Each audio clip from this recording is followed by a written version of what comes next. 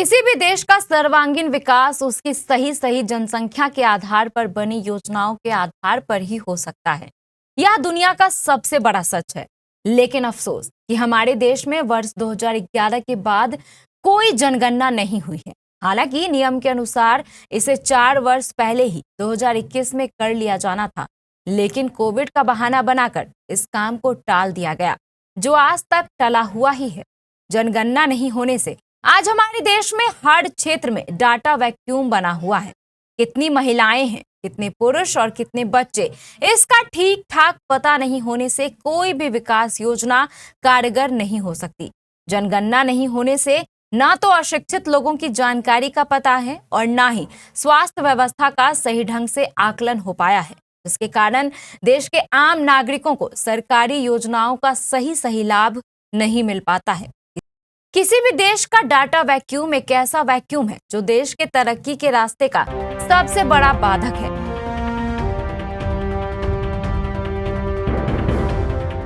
वर्ष 2011 में हुई जनगणना के अनुसार हमारे देश की आबादी 121 करोड़ थी, जिसमें 62 करोड़ 37 लाख पुरुष और 58 करोड़ 64 लाख महिलाएं शामिल थीं।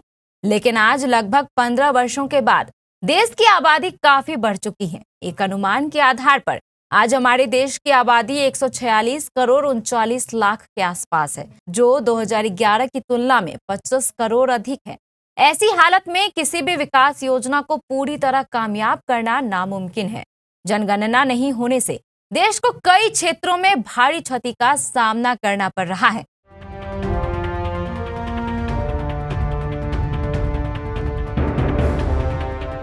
पहली क्षति, देश के गरीबों को उनका हक नहीं मिलना। आज देश में सिर्फ उन्हीं लोगों को फ्री अनाज की सुविधा मिल पा रही है जिनका नाम 2011 की जनगणना में शामिल था। 2011 के बाद जन्म लेने वाले लोगों को सरकार की किसी भी योजना का लाभ नहीं मिल पा रहा है।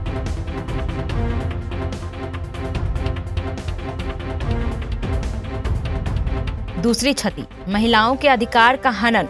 यूं तो सरकार ने लोकसभा में महिला सशक्तिकरण को लेकर एक महत्वपूर्ण विधेयक पारित कर दिया है, लेकिन इसे लागू करने का समय परिसीमन के बाद रखा गया है और परिसीमन का समय जनगणना के बाद निश्चित किया गया है। अब जनगणना नहीं होने से ना तो देश का परिसीमन हो रहा है और ना ही महिलाओं को उनका अधिकार मिल पा रहा है।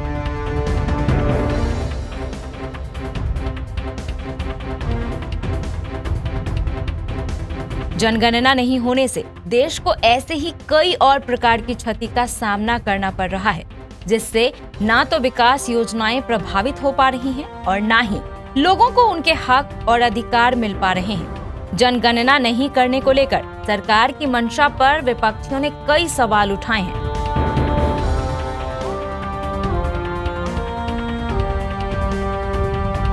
पहला सवाल, परिसीमन के बहाने देश को कमजोर करना। विपक्षियों का कहना है कि सरकार परिसीमन के बहाने अधिक जनसंख्या वाले राज्यों को लोकसभा की अधिक सीट देना चाहती है, जिससे दक्षिण के राज्यों को नुकसान उठाना पड़ सकता है। इस मुद्दे पर दक्षिण के सभी राज्य एकजुट होकर केंद्र सरकार के निर्णय का विरोध कर रहे हैं। उनका सवाल भी लाजमी है। इन राज्यों का कहना है कि जनसंख्या नियंत्रण को लेकर केंद्र सरकार द्वारा दिए गए लक्ष्य को हम सब ने अच्छी तरह हासिल किया, जिसके कारण हमारे राज्यों की जनसंख्या कम है, जबकि उत्तर भारत के राज्यों में केंद्र सरकार की इस योजना को लागू करने में लापरवाही की है, जिसके कारण उनकी जनसंख्या अधिक है। अगर सरकार ने जनसंख्या के आधार पर उत्तर भारत के राज्यों को लोकसभा की अधिक सीटें दी तो यह पूरे देश के साथ अन्याय होगा, क्योंकि जिस राज्य ने अच्छा काम किया उसको सजा दी गई।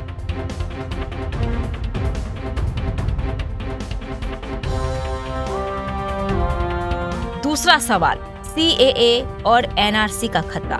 जनगणना नहीं करने को लेकर विपक्ष का यह भी आरोप है कि सरकार किसी बहाने सीएए और एनआरसी लागू करना चाहती है, जिससे देश और भी कमजोर हो जाएगा।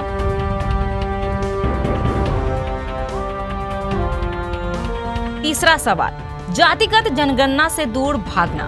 विपक्षी दलों का यह भी आरोप है कि सरकार जनगणना इसलिए नहीं करवा रही है कि इसके साथ जातिगत जनगणना भी करवानी हो, जिसके कारण देश को हिंदू मुस्लिम के बीच बांटकर सरकार वोटों का ध्रुवीकरण करना चाहती है।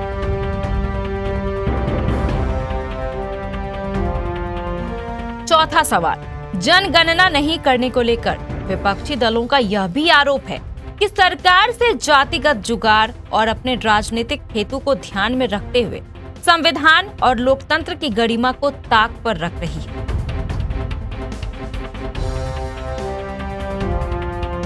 जनगणना नहीं करने पर सरकार का कहना यह है कि कोरोना लॉकडाउन के कारण जनगणना करना संभव नहीं था। लेकिन सवाल तो यह है कि लॉकडाउन खत्म हुए भी लगभग 5 साल होने जा रहे हैं। लॉकडाउन के बाद दुनिया के अधिकांश देशों में जनगणना का काम काफी पहले पूरा हो चुका है, लेकिन सरकार सिर्फ अपने निजी हित के लिए देश के हितों को नजरअंदाज कर रही है, जिससे देश का विकास भी काफी बाधित हो रहा है। विपक्षी दलों का सीधा आरोप है कि सरकार द्वारा जानबूझकर जनगणना नहीं कराई जा रही है, जो संवैधानिक कर्तव्यों पर राजनीतिक प्राथमिकता की ओर स्पष्ट संकेत देता है।